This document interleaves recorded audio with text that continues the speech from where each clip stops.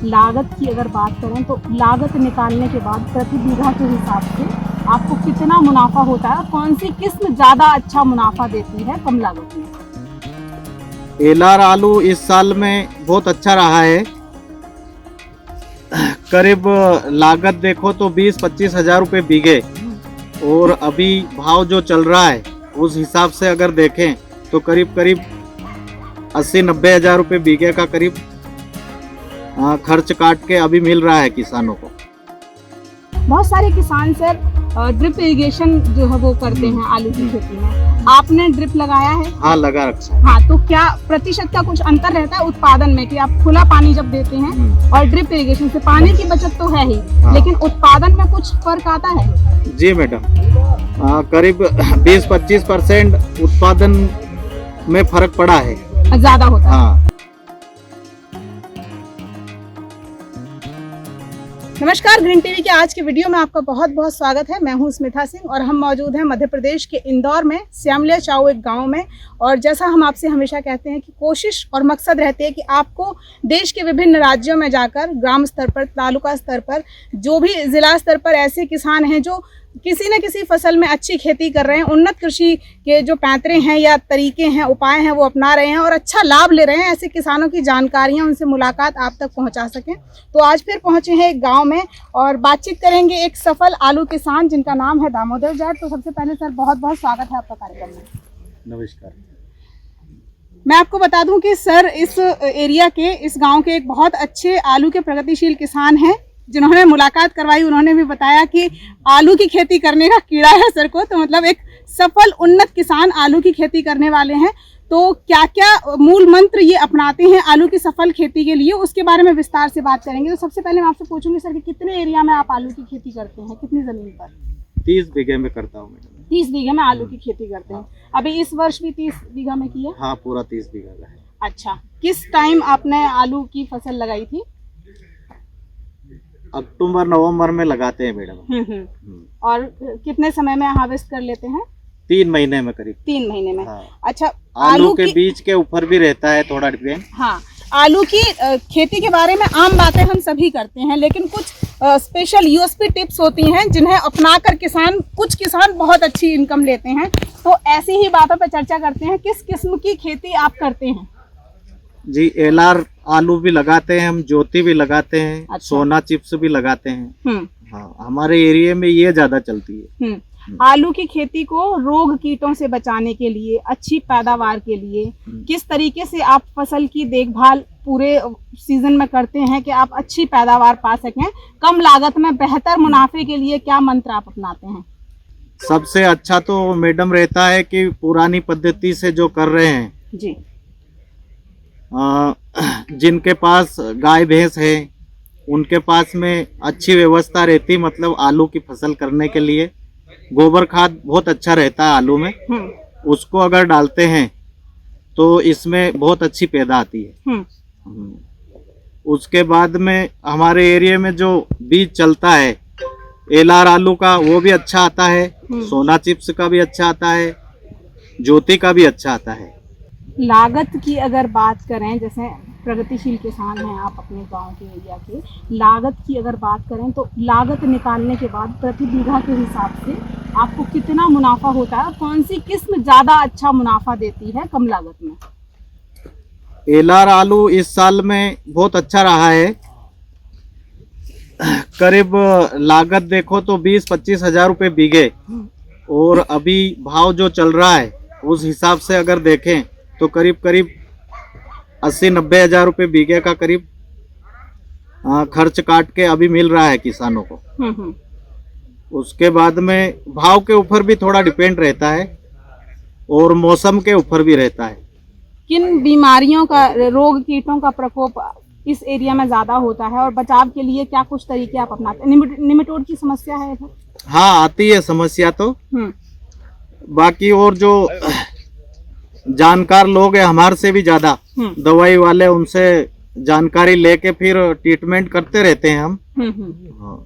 ये एक अच्छी बात जो हम भी हमेशा आपसे कहते हैं कि अगर आप किसी भी कीटनाशक का, किसी भी चीज़ का आप इस्तेमाल कर रहे हैं, खाद है, उर्वरक है, कीटनाशक है, तो वो आप विशेषज्ञों से जानकारी या मात्रा पूछ कर ही, नाम पूछ कर ही उनका इस्तेमाल आप करें और जितनी मात्रा बताई गई है उसी हिसाब से आपको इस्तेमाल करना चाहिए। सर, जैसा आपने कहा कि आप मतलब लगातार कई वर्षों से आलू की खेती कर रहे हैं, तो एक ये ऐसा भी कहते हैं किसानों की तरफ से फीडबैक भी आता है, बहुत सारे किसान, इसे आप समस्या कहें या कुछ भी कहें, कि आलू की खेती अगर आप लगातार कई वर्षों तक करते हैं तो साल दर साल जो प्रोडक्शन है, उत्पादन है, वो घटता जाता है। तो क्या ये समस्या आपने भी कभी महसूस की, या फिर बीच में कोई और क्रॉप भी लेते हैं आप?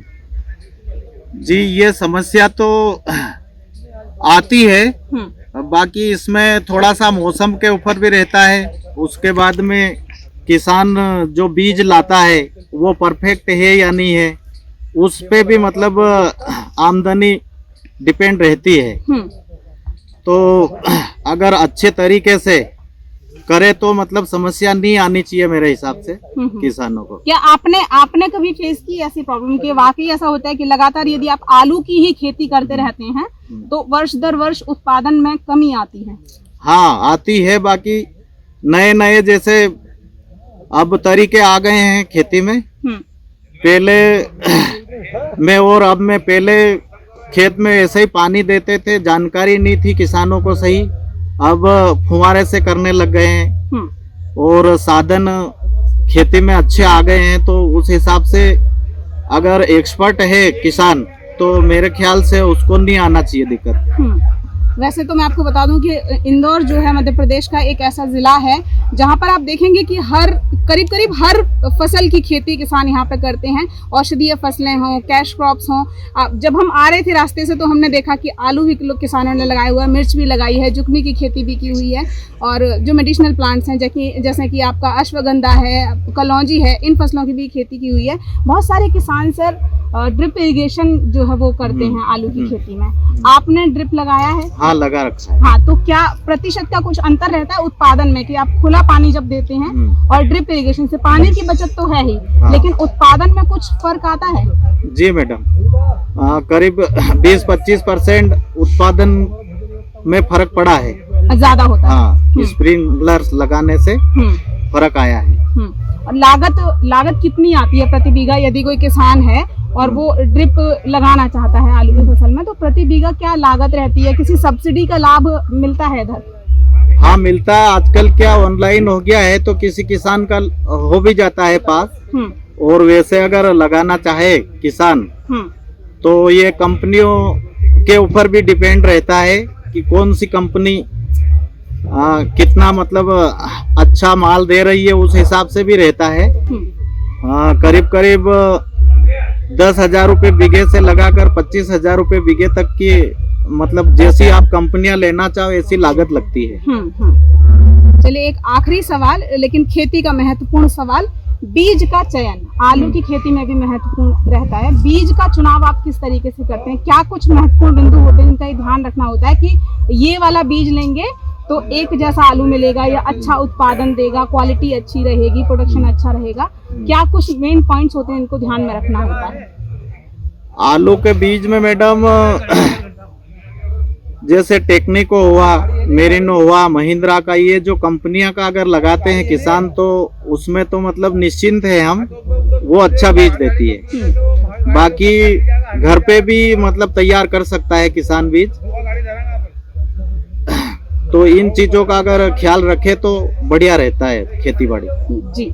देश के लाखों किसान ग्रीन टीवी के माध्यम से आपको सुन रहे हैं। देश के हर प्रदेश, हर जिले, ब्लॉक, गांवों के किसानों तक ग्रीन टीवी के जरिए किसानों की आवाज पहुंचती है। देश के प्रगतिशील सफल किसान आपको देख रहे हैं और तमाम ऐसे किसान भी आपको देख रहे हैं जो आप जैसे सफल किसानों से प्रेरणा लेते हैं। क्या कुछ संदेश देश के अन्य किसानों को देना चाहेंगे ग्रीन टीवी के माध्यम से?